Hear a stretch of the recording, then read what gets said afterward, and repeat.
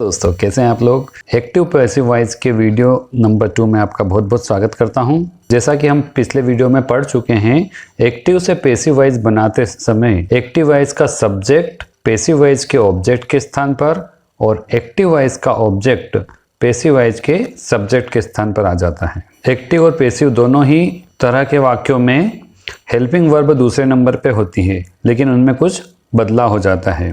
जहाँ एक तरफ हम एक्टिव वॉइस में वर्ब की सभी forms V1, V2, V3, V4, V5 का प्रयोग करते हैं, वहीं पैसिव वॉइस में सिर्फ वर्ब की थर्ड फॉर्म का ही प्रयोग किया जाता है। पैसिव वॉइस में अगर सब्जेक्ट होता है तो हम सब्जेक्ट के तुरंत पहले बाय का प्रयोग करते हैं। हम इससे पहले वाले वीडियो में भी बात कर चुके हैं। कोई प्रोनाउन जब सब्जेक्टिव केस से ऑब्जेक्टिव केस में या ऑब्जेक्टिव केस से सब्जेक्टिव केस में जाता है तो उसमें कुछ बदलाव हो जाते हैं। वो बदलाव किस तरह से, आइए हम एक बार फिर से रिवाइज कर लेते हैं। अगर हम बात करें फर्स्ट पर्सन की तो आई मी बन जाता है और वी अस बन जाता है। सेकेंड पर्सन का यू ही रहता है, लेकिन जब हम थर्ड पर्सन में जाते हैं तो ही हिम में, शी हर में बदल जाता है, जबकि इट ही रहता है। इन तीनों का प्लूरल दे देम में परिवर्तित हो जाता है। तो इससे पहले वाले वीडियो लेक्चर में हम प्रेजेंट इंडेफिनिट, पास्ट इंडेफिनिट और फ्यूचर इंडेफिनिट के बारे में बात कर चुके हैं।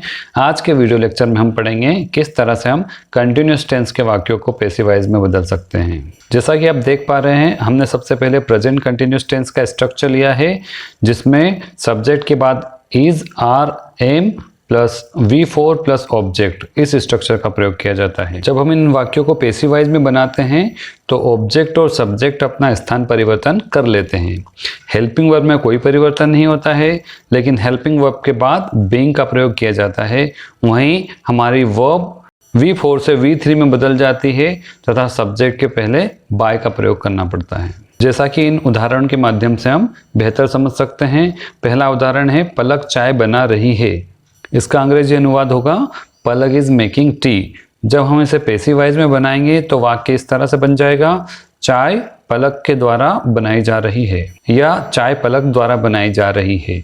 इसे जब हम अंग्रेजी में अनुवाद करेंगे तो वाक्य इस तरह से हो जाएगा, the tea is being made by Palak, children are plucking flower. इसका पैसिव वॉइस होगा, फूल बच्चों द्वारा तोड़े जा रहे हैं, the flowers are being plucked by the children. चलते हैं पास्ट कंटिन्यूअस टेंस की ओर। दोस्तों, एक्टिव वॉइस के वाक्यों को बनाने के लिए हम जिस स्ट्रक्चर का प्रयोग करते हैं वह है subject plus was verb plus V4 plus object. जबकि पैसिव वॉइस के वाक्य बनाने के लिए जो स्ट्रक्चर है वो है object plus was verb plus being plus V3 plus by plus subject. जैसे कि ये उदाहरण, पलक चाय बना रही थी, पलक वाज मेकिंग टी।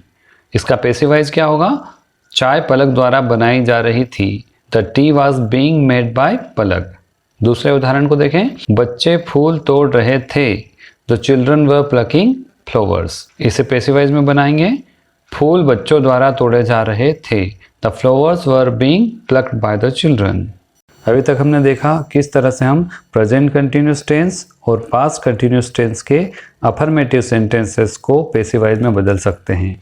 आइए हम कुछ और उदाहरण देखते हैं जिसमें हम ये सीखेंगे कि किस तरह से इन टेंसेस के नेगेटिव और इंटरोगेटिव वाक्यों को हम पैसिव वॉइस में बदल सकते हैं।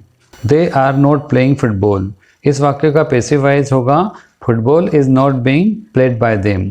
तो आपने देखा किस तरह से एक्टिव वॉइस का सब्जेक्ट दे पैसिव वॉइस में ऑब्जेक्ट के स्थान पर आता है तो देम में परिवर्तित हो जाता है। वहीं एक्टिव वॉइस की helping verb are passive voice में इज में परिवर्तित हो जाती है। ऐसा इसलिए क्योंकि उसे हमने पहले वाक्य में सब्जेक्ट दे के अनुसार लगाया था, जो कि एक प्लूरल सब्जेक्ट है। वहीं हमने दूसरे वाक्य में उसे फुटबॉल यानी ऑब्जेक्ट के अनुसार लगाया है, जो कि एक सिंगुलर ऑब्जेक्ट है। आइए फटाफट कुछ और उदाहरण देख लेते हैं। दूसरा वाक्य है, वाज शी हेल्पिंग यू। इस वाक्य का पैसिव वॉइस होगा, were you being helped by her. तीसरा वाक्य, why are you not washing hands. इसका पैसिव होगा, why are hands not being washed by you. और अंतिम वाक्य, how many pens was Ranu buying. इसका पैसिव वॉइस बनेगा, how many pens were being bought by Ranu. चूंकि फ्यूचर कंटिन्यूअस टेंस के वाक्यों को पैसिव वॉइस में नहीं बदला जाता है, अतः हम ये मान सकते हैं कि हमने सारे इंडेफिनिट टेंस और सारे कंटिन्यूस टेंस को पैसिव वॉइस में बनाना सीख लिया है। अगले वीडियो में जब हम मिलेंगे तो हम परफेक्ट टेंस को पैसिव वॉइस में बदलना सीखेंगे। इंडेफिनिट टेंस के पैसिव वॉइस सीखने के लिए आप पैसिव वॉइस का पार्ट 1 देख सकते हैं, जिसका लिंक मैंने डिस्क्रिप्शन बॉक्स में दे दिया है। तो आज के लिए बस इतना ही, फिर मिलेंगे एक नए वीडियो में प्रेजेंट परफेक्ट, पास्ट परफेक्ट और फ्यूचर परफेक्ट टेंस के पैसिव वॉइस के साथ। तब तक हंसते रहिए, मुस्कुराते रहिए। Keep learning and keep watching you for unique.